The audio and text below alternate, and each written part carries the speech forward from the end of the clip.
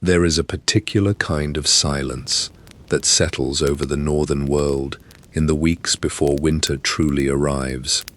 It is not the silence of emptiness, it is the silence of preparation, of a whole community holding its breath. The fields that only weeks ago rippled with barley and rye now lie shorn and grey, their stubble catching the first frosts. The trees have surrendered their leaves. The light itself seems thinner, drawn out and pale, arriving late in the morning and abandoning the sky by mid-afternoon. And in a small village somewhere in the heart of medieval Europe, perhaps a cluster of 30 or 40 households gathered around a church and a lord's manor, the people are counting. They are counting sacks of grain. They are counting the salted joints of pork hanging in the smoke. They are counting cheeses and casks and the days that stand between them and the return of the sun. Because everyone in that village, from the greyest elder to the smallest child, understands one plain and unforgiving truth. Winter is not a season to be enjoyed. It is a season to be survived. We tend to imagine the Middle Ages, when we imagine them at all, as a world of castles and knights, of kings and cathedrals, of grand events unfolding on grand stages. But the overwhelming majority of people who lived during those centuries never saw a battlefield or a coronation. They were farmers. They were villagers. They lived and died within a few miles of the place they were born, and their entire existence was shaped not by the ambitions of monarchs, but by the turning of the seasons. And of all those seasons, winter was the one that decided who would see another spring. Tonight, we are going to step quietly into that world. Not the world of the powerful, but the world of ordinary people facing the oldest enemy humanity has ever known: the cold, the dark, and the long months when nothing grows. We are going to discover how they survived, and what we will find is that survival was not a matter of luck. It was a matter of knowledge. Centuries of hard-won, carefully guarded knowledge, passed down through generations, refined by countless failures and quiet triumphs, until it became something close to an art. These were the winter tricks, the small, clever, sometimes surprising techniques that stood between a medieval village and the grave. Some of them were about food, some were about warmth, some were about the body, and some were about the mind and spirit. Because surviving the darkness was never only a physical challenge, and a great many of them would astonish us today, both in their ingenuity and in the sheer, quiet determination they reveal. So let us walk together back through the centuries, into a landscape lit by low sun and wood smoke, and spend an evening among people who knew, better than we ever could, exactly what it meant to make it through the winter. When winter meant something different. To understand how medieval villagers survived winter, we first have to understand what winter actually was to them, because it was something almost unrecognizable to us. When the cold arrives in our own lives, it is an inconvenience. We turn up the heating. We reach for a warmer coat. We drive to a shop where summer fruit sits under electric light, regardless of the month. The season presses against the windows, but it rarely presses against us. For a medieval villager, there was no such separation. Winter did not stay outside. It came into the house, into the body, into the marrow of daily life, and it stayed for months. Consider first the matter of temperature. Much of the medieval period, particularly the earlier centuries, enjoyed a relatively mild climate across Europe, a stretch of warmer years that historians often call the medieval warm period. But even in those gentler decades, a house without central heating in January is a cold place. And by the 14th century, the climate had begun to shift toward what would become known as the Little Ice Age, a long span of colder, harsher, and more unpredictable winters. Rivers that had flowed freely began to freeze solid. The Thames in London would, in later centuries, freeze thickly enough to hold fares upon its surface. Harvests grew less reliable. The margin between having enough and having too little narrowed to a knife's edge. Now imagine the darkness. In the far north of Europe, the winter days could shrink to just 6 or 7 hours of proper daylight, and even those hours were often grey and dim. There was no cheap, reliable light. A candle made of tallow, rendered animal fat, was a small luxury that smoked and stank and had to be used sparingly. Most families rose and slept according to the sun, because to burn light was to burn resources they could not afford to waste. This meant that for much of the winter, people lived in a kind of perpetual twilight, their world illuminated mainly by the orange glow of the hearth. And then there was the fundamental problem, the one that shaped everything else. Nothing grew.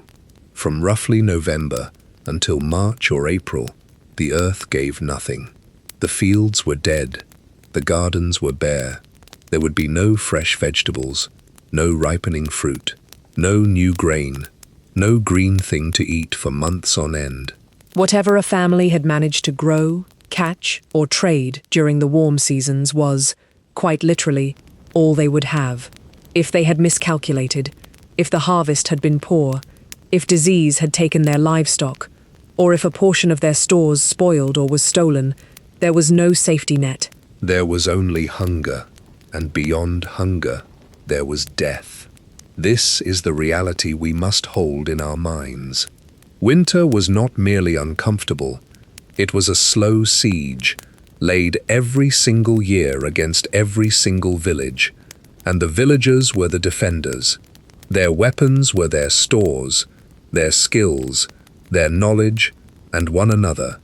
What is remarkable is not that people sometimes died during these months. What is remarkable is how often and how well they survived. Because over many centuries, these communities had developed an entire system of survival, a kind of folk science handed down through the generations, and it is that system we are about to explore. The year was really a race against the cold. Here is something that surprises many people when they first grasp it. For a medieval villager, the entire year was, in a very real sense, about winter. Every season of labor, every choice about what to plant and when, every decision about which animals to keep and which to slaughter, was ultimately a preparation for the cold months ahead. The medieval agricultural year was not a series of separate seasons. It was one long coordinated campaign, and its objective was to arrive at the first frost with enough stored away to last until the world turned green again. Spring was the season of hope and hard labor, of plowing and sowing, of coaxing the first crops into the softening ground. Summer was the season of growth and vigilance, of weeding, of tending, of watching the sky and praying for the right balance of sun and rain. But autumn, the harvest season, was the season that mattered most of all. Autumn was when the year's fate was decided. In late summer and early autumn, the whole village would throw itself into the harvest with an intensity that is difficult for us to imagine. Every capable person worked, from before dawn until after dark. Men swung scythes and sickles through the standing grain. Women and children followed behind, gathering, binding and gleaning, picking up every last stalk that fell, because a single dropped ear of wheat was a mouthful that might be missed in February. The grain was cut, dried, threshed, to separate the edible kernels from the straw, and winnowed to blow away the chaff. It was backbreaking, urgent work, and it was done under enormous pressure, because if rain came at the wrong moment, and the cut grain lay wet in the fields, it could rot, and the year's labor could be lost. But grain was only the beginning. Autumn was also the season of gathering everything else the land offered before it vanished. Apples and pears were picked from the orchards. Nuts were collected from the hedgerows and woods. Hazelnuts and walnuts and beechnuts, prized because they kept well and were rich in fat and protein. Berries were gathered. Herbs were cut and hung to dry. Beans and peas, which had been left to mature and harden on the plant, were harvested and stored, because dried legumes were among the most reliable foods a family could keep through the winter. Honey was taken from the hives. Every fruit of the earth that could be preserved was gathered in with a kind of desperate thoroughness.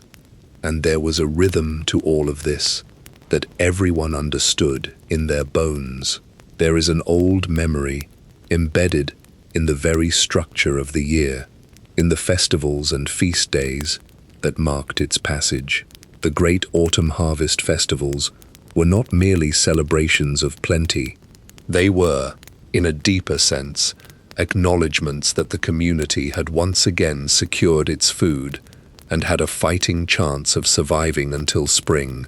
When the last of the grain was safely stored, there was genuine reason to give thanks, because the alternative did not bear thinking about. By the time the first hard frosts arrived, the village had transformed itself. The barns were full, or as full as they were going to get. The storehouses were packed, and now the character of the work changed entirely.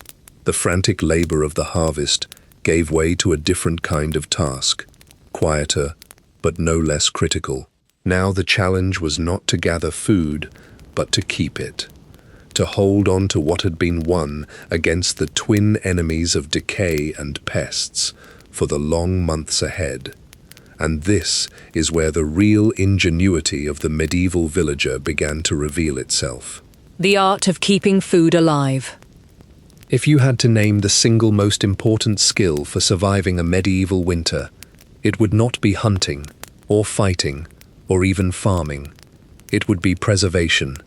The ability to take food that would naturally spoil within days and transform it into something that would remain edible for months was, without exaggeration, the difference between life and death. And medieval villagers had developed an astonishing range of techniques to do exactly this. Techniques so effective that many of them are still used today, often as gourmet methods rather than survival necessities. The first and most fundamental of these was drying. Water is what allows food to rot, because the bacteria and molds that cause decay need moisture to thrive. Remove the water, and you rob them of what they need to grow. Medieval people understood this principle intuitively, long before anyone could explain the microbiology behind it, and they applied it relentlessly. Grain was dried thoroughly before storage. Peas and beans were dried until they were hard as pebbles. Fruits such as apples were sliced thin and dried until leathery. Fish, in coastal regions and along rivers, was dried in the wind and sun until it became stiff and hard, capable of lasting for a very long time. Dried food was light, compact, and durable, and it formed the backbone of the winter larder. The second great technique was salting, and salt was so important to preservation that it became one of the most valuable commodities in the medieval world. Salt draws moisture out of food and creates an environment where harmful bacteria cannot survive. Meat and fish, rubbed thoroughly with salt or submerged in brine, could be kept for months. When the pigs were slaughtered in late autumn, much of the meat that was not eaten fresh would be salted and packed into barrels. This is why salt was worth fighting over, worth taxing, worth building entire trade routes around. A village with access to salt had a powerful weapon against winter hunger. A village without it was far more vulnerable. Then there was smoking, often used together with salting. Meat and fish hung in the rising smoke of a fire would absorb compounds that slowed decay, while the gentle heat helped to dry them further. The result was food that could last through the darkest months, and which carried a flavor that people came to love. In many medieval homes, the hearth was not only a source of warmth and a place to cook, it was also, in effect, a preservation chamber, its smoke slowly curing the joints of meat that hung in the rafters above. But perhaps the most fascinating preservation method of all was fermentation, because fermentation is a kind of controlled, beneficial decay.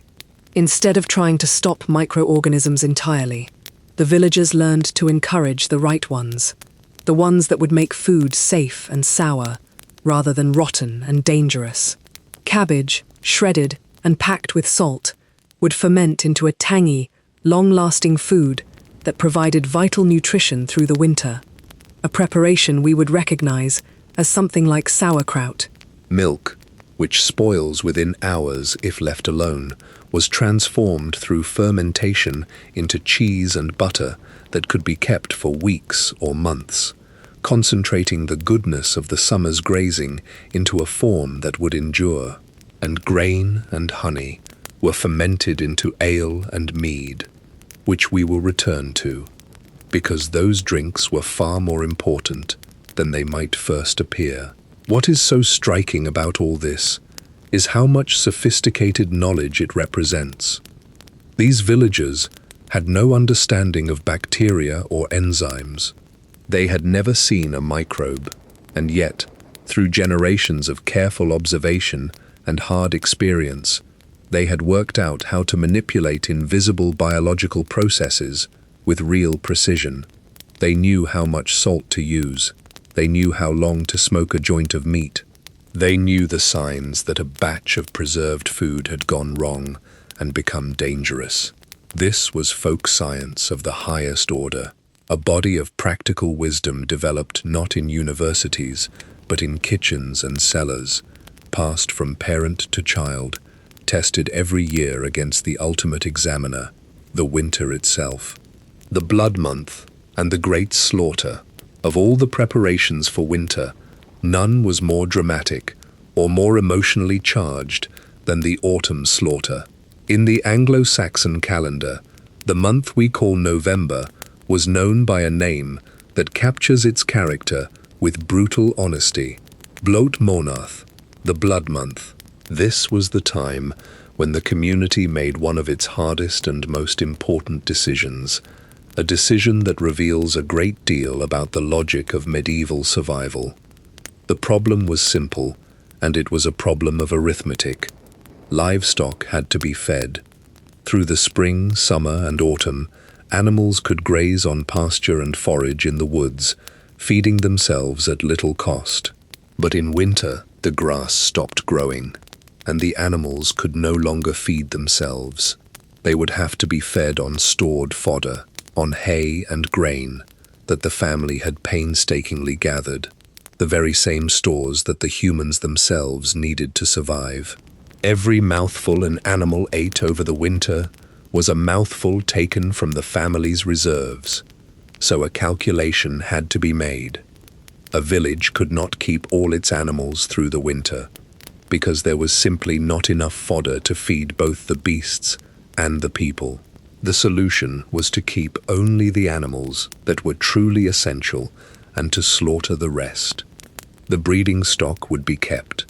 The animals needed to produce the next generation in spring, along with the most valuable working animals, the oxen that pulled the plough, and, where they could be spared the feed, some milk-giving cows. But the surplus animals, particularly the pigs, would be killed as the cold set in. This was not cruelty, it was the opposite. It was a hard-headed and ultimately life-preserving calculation. By slaughtering the surplus animals in autumn, the village achieved two things at once. It reduced the number of mouths that would have to be fed through the winter, easing the strain on the fodder supply. And it produced a great abundance of meat at precisely the moment when the cold weather made preservation easier, because meat keeps far better in a cold larder than in the heat of summer. The slaughter itself was an enormous communal undertaking, and pigs were the great winter provider. A pig was an almost perfect survival animal. It could feed itself for much of the year by foraging in the woods, rooting for acorns and beechnuts, in a practice known as pannage, growing fat at little cost to its owner. And when it was slaughtered, almost nothing was wasted. There is an old saying that you could use every part of the pig except the squeal, and in a medieval village, this was very nearly literal truth. The meat was divided according to how it would be preserved. Some was eaten fresh in the days immediately after the slaughter, a rare feast of fresh meat that provided a brief burst of plenty and good cheer as the darkness closed in. The best cuts, the hams and shoulders and sides, were salted and smoked to be preserved as bacon and cured meat. The fat was rendered down into lard, an invaluable cooking fat that also kept well. The blood was collected and mixed with grain and fat to make sausages, the origin of the black pudding still eaten in parts of the world today, a way of ensuring that even the blood provided nourishment. The intestines were cleaned and used as casings for sausages. The bones were boiled for broth and to extract every scrap of nourishing marrow and fat. The trotters, the ears, the head, all of it was used, because in a world where survival hung in the balance, waste was not merely foolish, it could be fatal. There is something profoundly human in the atmosphere of the blood month. It was hard, bloody, exhausting work, and it carried a certain solemnity, because these animals had often been raised and known personally by the family. And yet it was also a time of communal effort, of neighbors helping neighbors, of the whole village working together toward a shared goal. And when the work was done, when the meat was safely salted and hung, and the sausages were made, there was a sense of accomplishment and even celebration. The larder was stocked. The great enemy had been prepared for. For a moment, before the true depths of winter arrived, there was reason to feel that the village might just make it through. The cabbage, the bean, and the humble roots of survival. When we imagine medieval food, our minds often drift to great feasts, to roasted meats and elaborate dishes served at the tables of lords and kings. But for the ordinary villager, especially in the depths of winter, the reality was far simpler and, in its own way, far more interesting. The winter diet of a medieval peasant was built not on meat, which was a treat to be rationed carefully, but on a foundation of humble, sturdy, reliable foods. And understanding these foods tells us a great deal about how survival actually worked. At the very heart of the winter diet stood a single dish, so central to daily life that it deserves special attention: pottage. Pottage was a thick soup or stew, cooked slowly in a single pot, suspended over the hearth, and it was the meal that sustained the medieval villager through the cold months more than any other. Its genius lay in its flexibility. A pot of pottage could be made from almost anything the family had stored. Dried peas and beans provided protein and substance. Grain, particularly barley and oats, added bulk and calories. Preserved vegetables such as cabbage, onions, leeks, and root vegetables gave flavor and nutrition. Herbs, dried in the summer, provided seasoning and, in the villager's understanding, medicine. And if the family was fortunate, a scrap of salted bacon or a bone might be added to enrich the whole with fat and flavor. The beauty of pottage was that it never really ended.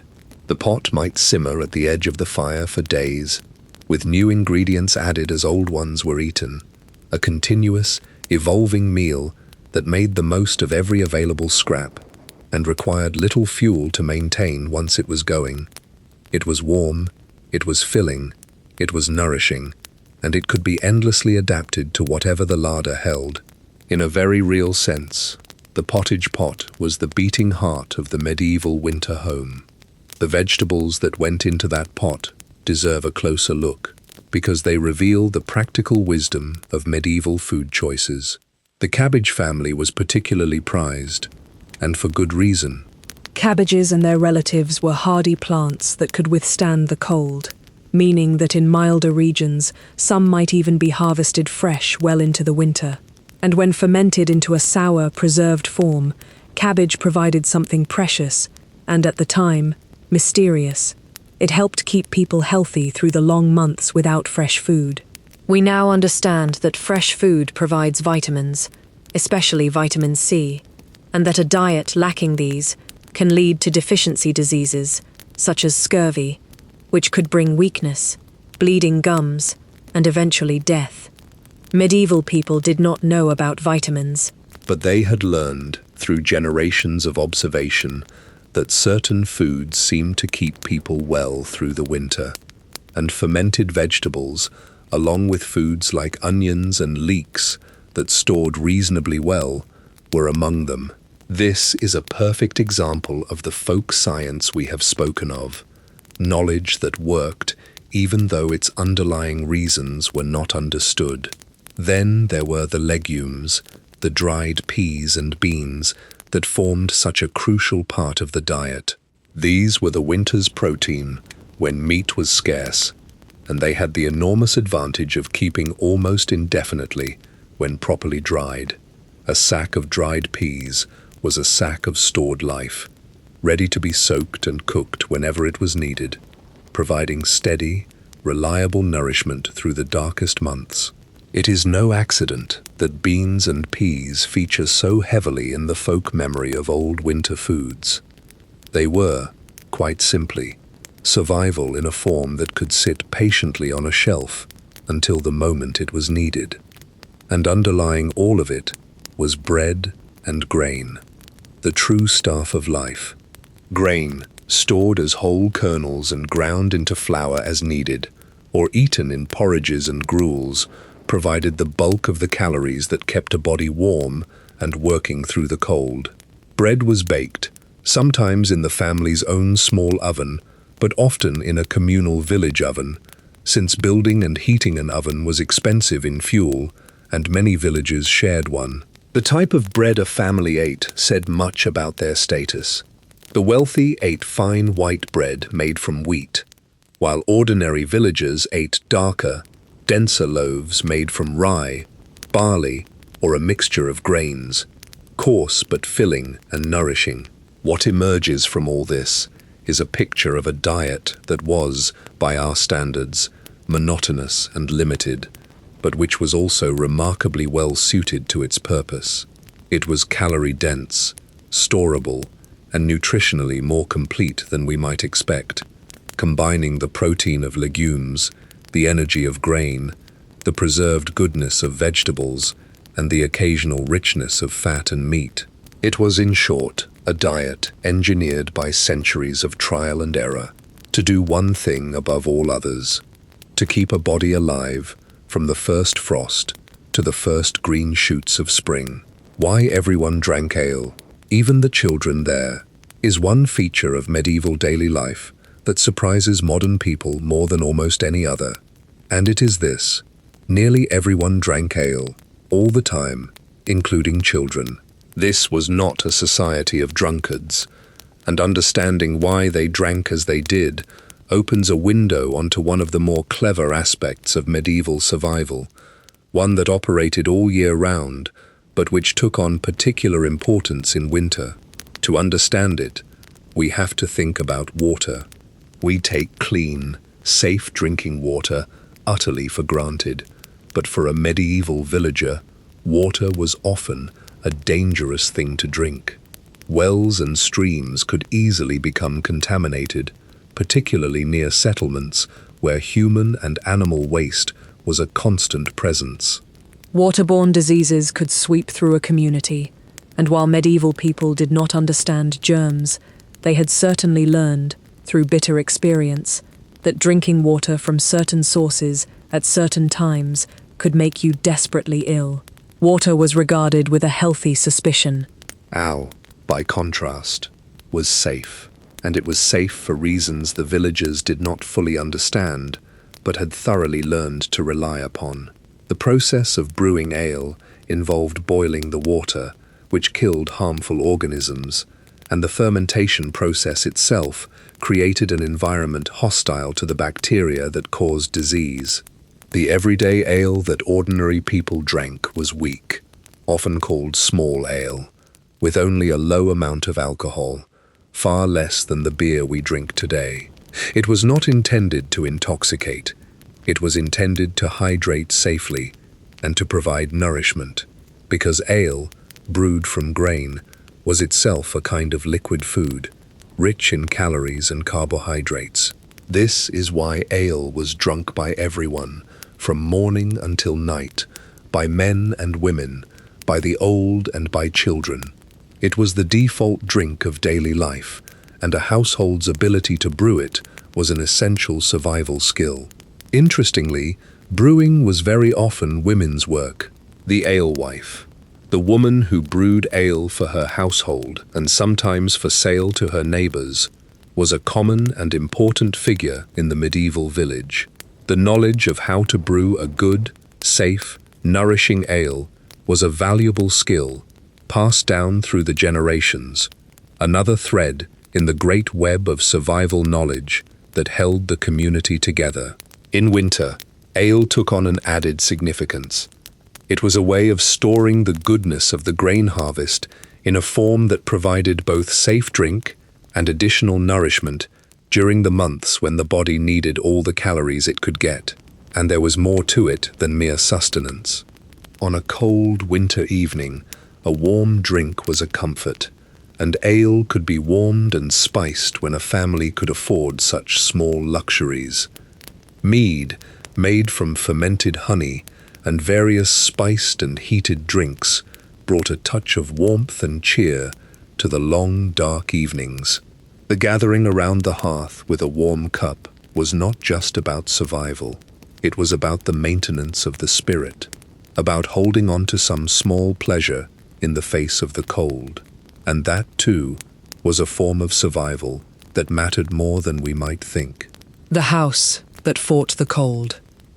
We have spoken of food, but food alone does not keep a person alive through winter. There is the matter of warmth, of shelter, of the daily battle against a cold that could kill as surely as hunger. And here again, we find the medieval villager displaying a quiet, practical genius, working with limited resources to create a home that could hold the winter at bay. Let us step inside a typical peasant dwelling, though we must remember that houses varied enormously across regions and centuries. In much of medieval Europe, the ordinary villager lived in a house built from the materials the local land provided: timber for the frame, and walls made from wattle and daub, a technique in which a woven lattice of thin branches was plastered over with a mixture of clay, mud, straw, and often animal dung. This mixture, unpleasant as it sounds, dried into a hard, weatherproof surface that insulated surprisingly well, sealing out the wind and holding in the warmth.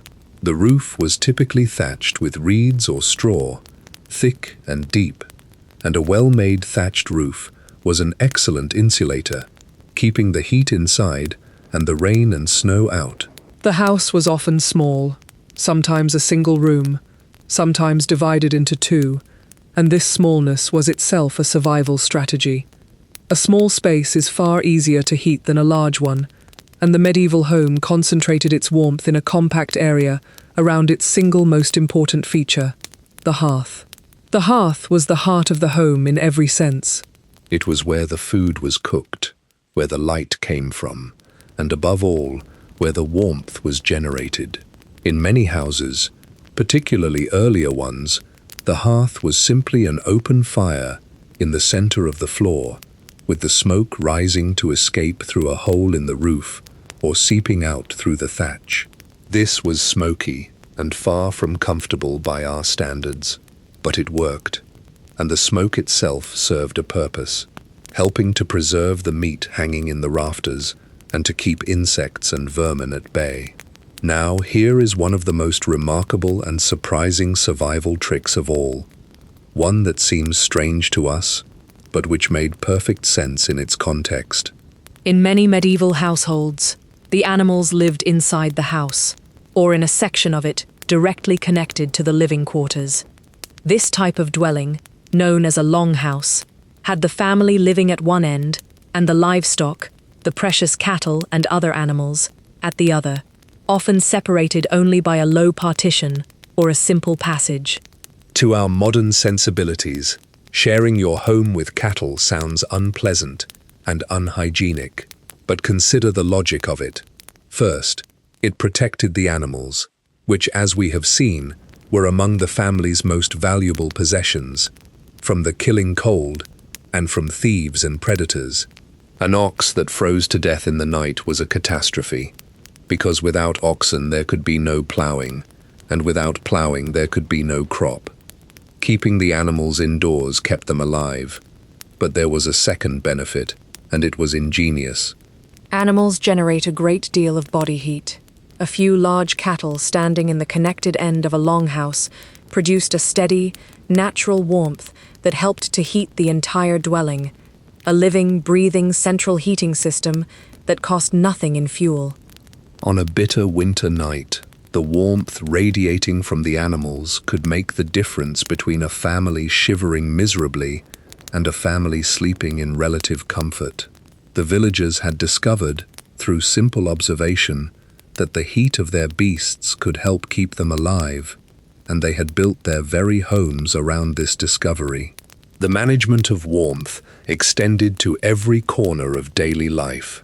Windows, where they existed at all in a peasant home, were small, few, and unglazed, closed against the cold with wooden shutters or covered with cloth or thin panels, because glass was a luxury far beyond the means of ordinary people. A small window let in less cold, even if it also let in less light. Doors were kept firmly shut. Floors of packed earth were often strewn with rushes and straw, which provided a layer of insulation between cold ground and warm feet, and which could be swept out and replaced when they became too dirty. Every element of the house was, in its own way, a soldier in the war against the cold, wrapped against the dark. If the house was the outer fortress against winter, then clothing was the inner one, the last and most personal line of defense between the fragile warmth of the human body and the deadly cold beyond. And here, the medieval villager was well served by materials and techniques that, while simple, were genuinely effective. The great winter fabric was wool, and wool was one of the most important materials in the entire medieval world. There is a reason that the wool trade made regions and merchants wealthy, that flocks of sheep dotted the hillsides of so much of Europe, that wool was woven into the very economy of the age. Wool has properties that make it almost perfectly suited to keeping a body warm. It traps air within its fibers, creating a layer of insulation. Even more remarkably, wool retains much of its warming power even when it is wet, unlike many other fibers, which is a vital quality in the damp, cold, rainy winters of northern Europe. A wet villager in wool was still a warm villager, or at least a survivable one. The ordinary person dressed in layers, because layering was, then as now, the most effective way to trap warmth. Next to the skin, where they could afford it, people wore garments of linen, made from the flax plant, which was more comfortable against the body than coarse wool. Over this went woolen tunics, gowns and other garments, and over these, in the coldest weather, went heavier woolen cloaks and mantles. The cloak, in particular, was an essential piece of winter equipment, a large, enveloping garment that could be wrapped tightly around the body, pulled over the head, and used even as a blanket. Hoods, hats, and coverings for the head were important too, since a great deal of body heat is lost from the head. Woolen hose covered the legs, and the feet were protected with leather shoes and boots, often stuffed with straw, moss, or extra cloth for additional warmth and insulation. Clothing in the medieval village was precious. It was expensive and time-consuming to produce, since every stage, from shearing the sheep, to spinning the thread, to weaving the cloth, to sewing the garment, was done by hand and took enormous labor. As a result, clothing was mended, patched, remade, and handed down until it was completely worn out. A garment might pass through several owners over many years, endlessly repaired, each patch a small testament to the value of the warmth it provided. Nothing was thrown away while it could still hold back the cold. At night, the battle for warmth continued. Beds, for those who had them, were often simple affairs, sometimes little more than a sack stuffed with straw, or, for the fortunate, feathers. But the real warmth came from what covered the sleeper, and from the ancient human wisdom of sharing body heat. Whole families would sleep together, close packed, sometimes several to a single bed, their combined warmth helping each of them survive the coldest nights. Blankets of wool, animal skins where they could be had, and the ever-useful cloak all piled on top. Sleeping was, in the deep of winter, a communal act of survival, the household drawing together against the dark, each person's warmth a gift to the others. The Firewood War. Behind every warm hearth and every pot of steaming pottage lay a resource so essential that its gathering was one of the great preoccupations of medieval life, a resource that could be as contested and as jealously guarded as any treasure. Fuel. Without fuel, there was no fire. Without fire, there was no cooking, no light, no warmth. And in the depths of winter, without warmth, there was death. The gathering and management of firewood was therefore not a minor domestic chore. It was a matter of survival, and it shaped the landscape, the law, and the daily rhythms of village life. Wood was the primary fuel across most of medieval Europe, and a household needed a great deal of it to make it through the winter. The fire had to be kept going for cooking and for warmth, and in the cold months it might burn for many hours each day. Gathering enough wood to see a family through the winter was a constant, ongoing task that occupied a great deal of time, particularly in the autumn as the cold approached. Fallen branches, dead wood, and brushwood were collected from the woods and hedgerows and stacked to dry, because green, freshly cut wood burns poorly and produces more smoke than heat. Well-seasoned, dry wood was the goal, and a good woodpile was a mark of a well-managed, provident household. But wood was not freely available to all, and here we touch on one of the great tensions of medieval life. Much of the woodland belonged to the lord of the manor, or was subject to strict rules about who could take what. In many places, villagers had certain traditional rights to gather firewood, but these rights were carefully defined and limited.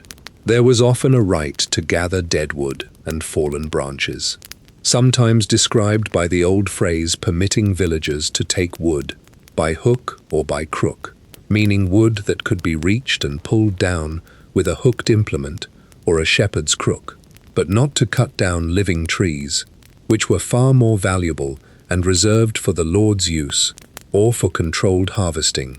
These rights were precious, and disputes over them were common, and sometimes bitter, because the difference between having enough fuel and running short was, once again, a matter of survival. A poor family that could not gather enough wood faced a desperate winter. Woodland was managed with real care through techniques such as coppicing, in which certain trees were cut back in a way that encouraged them to regrow multiple new stems, providing a renewable, sustainable supply of wood over many years. This was another example of the deep, practical knowledge medieval people possessed. an understanding of how to manage a resource so that it would continue to provide, year after year, generation after generation. Where wood was scarce, people turned to other fuels.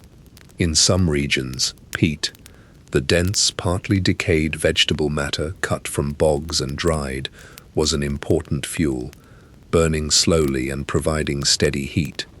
In others, dried animal dung was used, an unglamorous but effective fuel that made use of yet another resource that would otherwise have gone to waste. The fundamental principle was always the same. Nothing that could keep the fire burning was overlooked, because the fire was life itself, the glowing center around which the whole winter world revolved. The sickness in the cold winter did not only threaten through hunger and cold, it brought with it a particular danger to the body's health, and the medieval villager faced the cold months in a state of heightened vulnerability to sickness and disease. Understanding this danger and the ways people tried to guard against it adds another dimension to our picture of winter survival. The winter diet, for all its cleverness, was a diet under strain. As the months wore on and the stores dwindled, food became more monotonous and, crucially, more lacking in the fresh elements that keep a body healthy. By the late winter and early spring, in the period sometimes grimly remembered as the hungry gap, the stores from the previous harvest might be running dangerously low, while the new season's food was not yet ready.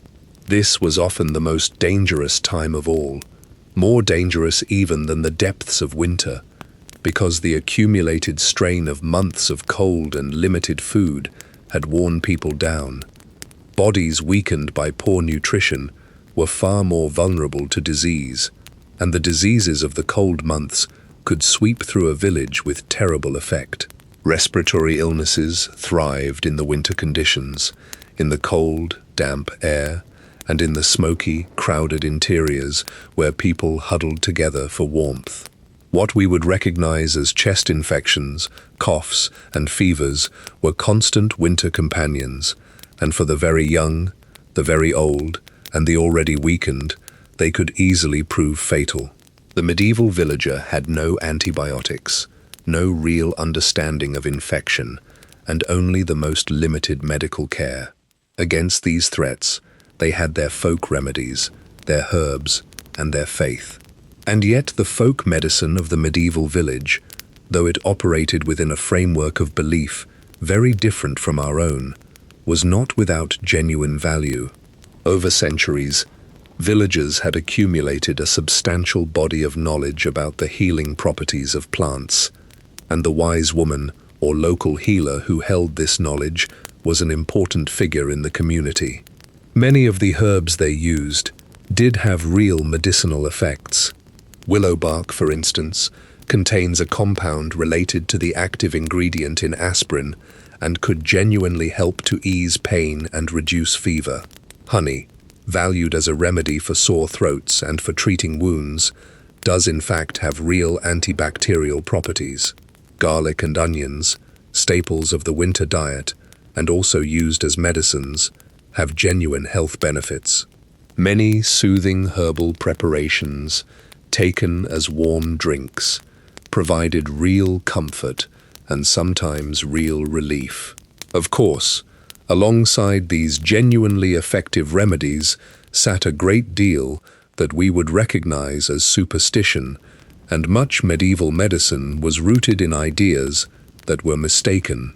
But we should be careful not to dismiss it entirely, because within that framework, the villagers had preserved a treasury of practical botanical knowledge, a folk pharmacy tested over countless generations that helped them through the sicknesses of winter as best it could. And when the remedies failed, as they often did, there was the church, and there was faith, and there was the profound comfort of a community that faced its sorrows together. The care of the sick, the tending of the dying, and the mourning of the dead were communal acts, and in the closeness of the medieval village, no one faced the dangers of winter entirely alone. The warmth of the community. We have spoken a great deal about the physical challenges of winter and the ingenious ways medieval villagers overcame them. But there was another dimension to winter survival, one just as important as food and fire, and it is one we must not overlook. It is the matter of the human spirit, of the mind and the heart, and of the community that sustained them through the long, dark months. Because the medieval village survived winter not only through its stores and its skills, but through its togetherness. Winter was a time of enforced closeness. With the fields dead and the outdoor labor of the warmer seasons largely at an end, people spent far more time indoors and far more time together. The manic pace of the agricultural year slowed, and this created something precious. Time. Time to gather, time to talk, time to make and mend, time to teach the young, time, in short, for the community to knit itself more tightly together. And this social warmth was every bit as vital to survival as the warmth of the hearth. The long winter evenings were filled not with idleness, but with the quieter, indoor work that could be done by firelight.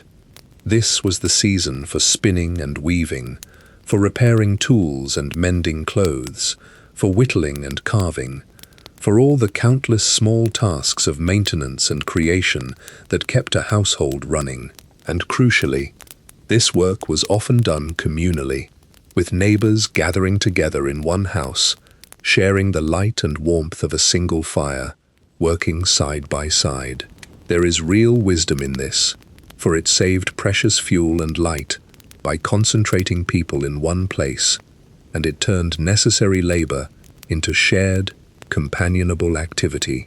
And where there was gathering, there was storytelling. This was perhaps the greatest of all the winter comforts, and one of the most important. Around the fire, through the long dark evenings, the old stories were told, tales of heroes and of the deep past, of saints and of spirits, of tricksters and of monsters, of love and of loss. Songs were sung, riddles were posed, news and gossip were exchanged. The oral traditions of the community, its collective memory and imagination, were kept alive and passed to the next generation in exactly these firelit gatherings. Winter, the season of darkness, was in this sense the great season of stories, and there is something deeply fitting in that. When the world outside was at its most hostile, the world of the imagination opened wide, and the community warmed itself as much on tales as on firewood. Nor should we imagine that winter was joyless. Set against the hardship was a calendar rich with festivals and celebrations, and these were not incidental pleasures, but essential features of survival, deliberately placed at the darkest and hardest points of the year. The Great Midwinter Festival, centered on the days around the winter solstice and the Christmas season, was the brightest jewel of the winter calendar. Coming precisely when the days were shortest and the spirits most in need of lifting, it offered a period of feasting, celebration, rest, and communal joy. The meat set aside from the autumn slaughter, the special breads and ale, the games and songs and gatherings, all combined to create an island of warmth and plenty in the depths of the cold. These celebrations served a profound psychological purpose. They broke the monotony of the winter. They gave people something to look forward to and something to remember. They reinforced the bonds of community at the very time those bonds were most needed, and they carried a message of hope. For the midwinter festival came at the turning point of the year, at the solstice, when the days, having shrunk to their shortest, would begin at last to lengthen again. The celebration of light in the darkest time was, at its heart, a celebration of the promise that spring would come, that the sun would return, that the village would survive to see the green world reborn. This hope, carefully cultivated and communally shared, was itself a survival tool, and perhaps one of the most powerful of all. The rhythm of faith and time, threaded through every aspect of the medieval village's winter, was the church, and the rhythm of the Christian year.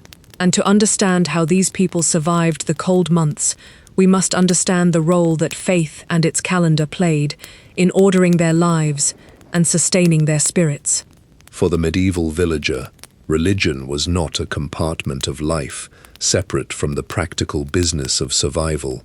It was woven through everything, giving meaning, structure, and hope to the daily struggle. The Christian calendar divided the year into seasons of its own, and these mapped onto the agricultural and survival rhythms in ways that were deeply meaningful.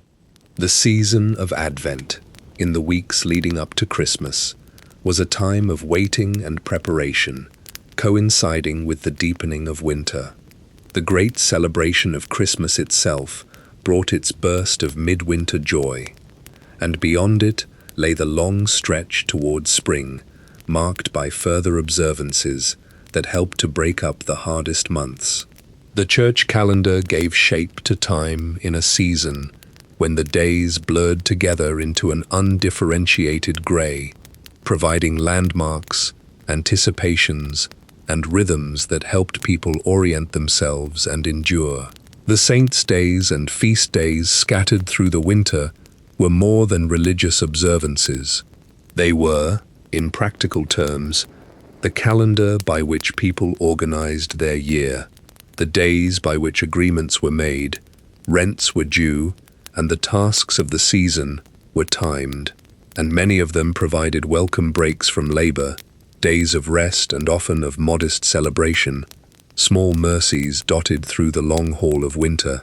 The rhythm of fasting and feasting that the church prescribed also had practical dimensions, with periods of fasting sometimes falling at times when food was naturally scarce, lending a spiritual meaning to material necessity, and the feasts providing sanctioned occasions for the community to come together and take joy.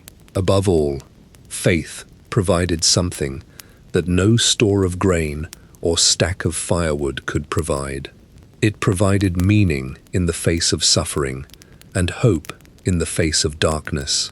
When a child sickened in the night, when the cold seemed endless, when the stores ran low and the hungry gap loomed, faith offered comfort and the belief that the suffering had purpose, that it was watched over, that beyond the present hardship lay hope both in this world and the next.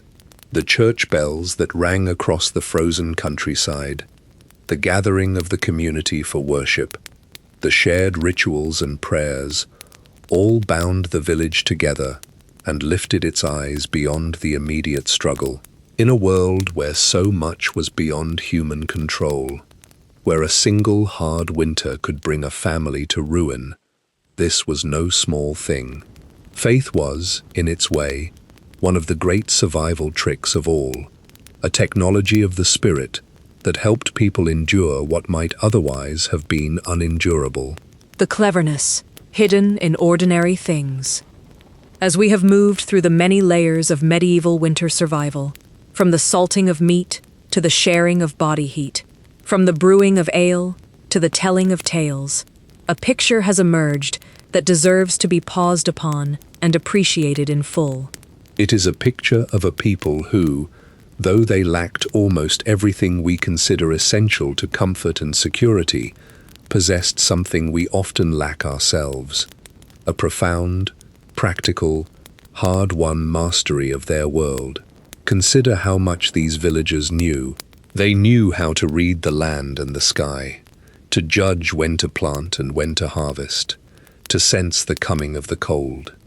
They knew how to transform the fleeting bounty of summer into stores that would last through the barren months, mastering the chemistry of preservation without any knowledge of chemistry. They knew how to build homes that held warmth, how to manage woodland so it would keep providing, how to raise and slaughter and use animals so that nothing was wasted. They knew which plants would heal and which would harm, They knew how to brew safe drink, how to weave warm cloth, how to make a single pot of stew stretch across days.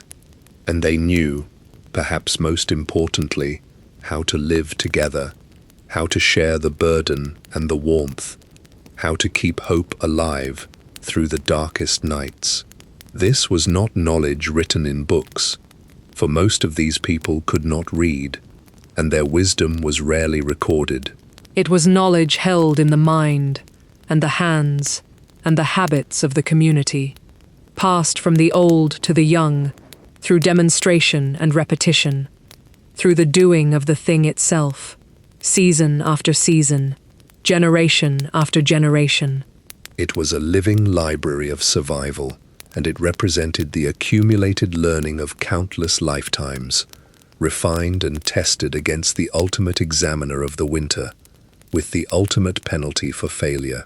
And here we come to something worth reflecting on. We sometimes look back on the people of the medieval past with a certain condescension, imagining them as ignorant and primitive, their lives short and brutish. But this is a profound misunderstanding. The medieval villager was not stupid. Far from it. The knowledge required simply to survive a single winter would overwhelm most of us today. Strip away our supermarkets, our central heating, our electricity, our medicine, our endless supply of clean water at the turn of a tap, and how many of us would know how to keep ourselves alive from November to April on nothing but what we had gathered and made ourselves?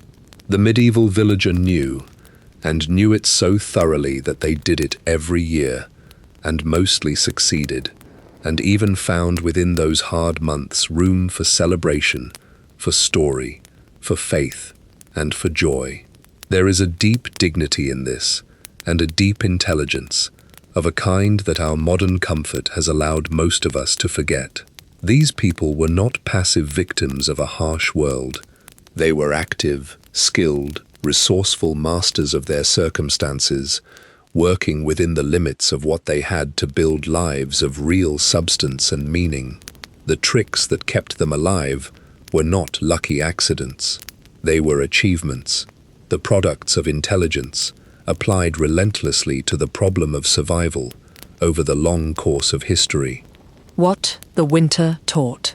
As our journey through the medieval winter draws toward its close, it is worth pausing to consider what all of this might mean to us. Sitting as we do in warm rooms, with full larders and light at the flick of a switch, in a world that would seem to the medieval villager like an unimaginable paradise. What can the winter tricks of a vanished world offer to us, beyond the simple pleasure of knowing how our ancestors lived? Perhaps the first thing is a sense of perspective and of gratitude. The comforts we take entirely for granted, the warmth, the light, the food, the safety from the cold, were for most of human history hard-won prizes that had to be fought for every single year. We are, by any historical measure, extraordinarily fortunate, insulated from the raw forces of nature in ways that would have seemed miraculous to almost everyone who came before us. To understand how our ancestors survived the winter is to understand just how much we have, and how recently, in the long span of human history, we came to have it. But there is something deeper here too, something that goes beyond mere gratitude for our comforts.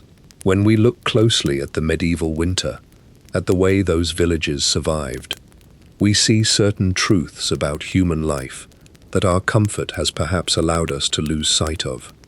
We see the value of foresight, of the patient, unglamorous work of preparing in the good times for the hard times that will surely come. We see the wisdom of using resources fully and wasting nothing, a wisdom born of necessity but valuable in any age. We see the power of knowledge held in common and passed down with care, the way a community's accumulated wisdom becomes a form of wealth greater than any hoard of gold. And above all, we see the irreplaceable importance of community itself, of people drawing together in the face of hardship, sharing their warmth and their food and their stories, facing the darkness, not alone but together. For that, perhaps, is the greatest of all the winter tricks, the one that underlay all the others. It was not the salt or the smoke, not the wool or the firewood, not the pottage or the ale. Essential as all these were, it was the simple, profound fact that the medieval village faced the winter as one. When a family's stores ran short, the community might help. When the sick needed tending, neighbors came. When the dark evenings pressed in, people gathered together around shared fires and shared stories. The village survived because it was a village, because its people were bound to one another by ties of kinship and neighborliness and mutual need, and because they understood, in a way that was as practical as it was moral, that their survival was a shared endeavor. No one made it through the winter entirely alone, and no one was expected to. There is a quiet lesson in that, one that reaches across the centuries to us, in our comfortable, connected, and yet often strangely isolated modern lives. The medieval villager, for all they lacked, possessed a richness of community that many of us today, for all our wealth, might envy. They knew their neighbors. They depended on them, and were depended on in turn. They gathered, they shared, they faced the dark together, and when the winter finally broke, when the days lengthened and the frosts softened and the first green shoots pushed up through the thawing earth, they greeted the returning spring, not as isolated individuals, but as a community that had endured, once again, together. The return of the light. Imagine, then, that we have followed our village through the whole of the long winter. We have watched them bring in the harvest under the autumn sun, and slaughter the pigs in the blood month, and pack the larders with salted meat and dried peas and fermented cabbage. We have sat with them around the smoky hearth, wrapped in wool, the cattle warm at the far end of the longhouse, a pot of pottage bubbling gently at the fire's edge. We have heard the old stories told in the firelight, and shared the midwinter feast, and felt the community draw together against the cold. We have seen the sickness in the darkest months, and the hungry gap of late winter when the stores ran thin, and we have marveled at how, through knowledge and effort and togetherness, they endured it all. And now, at last, the winter loosens its grip. It does not happen all at once. It happens slowly, almost imperceptibly, in a lengthening of the light, a softening of the air, a change in the smell of the wind. The snow, where there was snow, begins to retreat. The frozen ground begins to thaw, and one morning, someone notices the first green shoot pushing up where all had been dead and brown, and the word passes through the village like a warm current. Spring is coming. The relief of that moment is something we can barely imagine. To have made it through, to have survived the long siege of the cold and dark, to see the world beginning to come alive again, was to feel the very meaning of hope made real. The stores had lasted, or nearly so. The family was intact, or mostly. The animals kept back for breeding had survived the winter and would soon bring forth new life. The great gamble of the year had paid off once more, and the whole cycle could begin again. The ploughing and the sowing, the growing and the gathering, the long preparation for the next winter that would surely come. For that was the truth at the heart of it all. Winter always came back. Every year, without fail, the darkness returned, and the cold descended, and the earth went barren. And every year, the village had to face it anew, had to gather and preserve and prepare and endure all over again. There was no final victory over the winter, no year after which the struggle would be over. There was only the endless turning of the seasons, and the endless renewal of the effort to survive them. And in that ceaseless cycle, generation after generation, the people of the medieval village practiced their quiet, patient, extraordinary art of survival, and in doing so, they carried humanity itself through the long centuries of cold and dark, until at last, their descendants would build a world in which the winter, for many of us, lost its terror. We owe them more than we know. These ordinary people whose names are almost entirely lost to us, who left behind no monuments and no writings, whose lives have vanished from history as completely as the wood smoke that rose from their hearths. They were not kings or conquerors. They were farmers and villagers, mothers and fathers, brewers and healers and storytellers, and they faced the oldest enemy of all with nothing but their wits and their hands and one another, and they won, year after year, winter after winter, until their perseverance became the foundation on which all that came after was built. So on a cold night, when the wind is pressing against the windows and the darkness has come early, it is worth remembering them. Remember the warmth of the hearth around which they gathered, the smell of the pottage in the pot, the sound of the old stories told in the flickering light, the closeness of the family, and the animals sharing their heat against the night. Remember the salted meat and the dried peas, the woolen cloak and the well-stacked woodpile, the fermented cabbage and the barrel of small ale.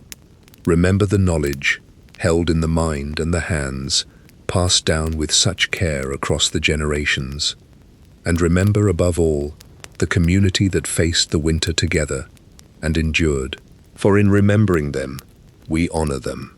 And in understanding how they survived, we come to understand something profound about ourselves, about the long human journey out of the cold and the dark, and about the quiet, enduring courage of the ordinary people who made that journey possible, one winter at a time. The sun always returned, the spring always came, and the village, having survived, gathered its strength and turned once more to face the turning year, as it had always done, and would do again, for as long as the winters kept coming and the human spirit kept finding, in its ancient wisdom and its enduring togetherness, the tricks and the strength to see them through.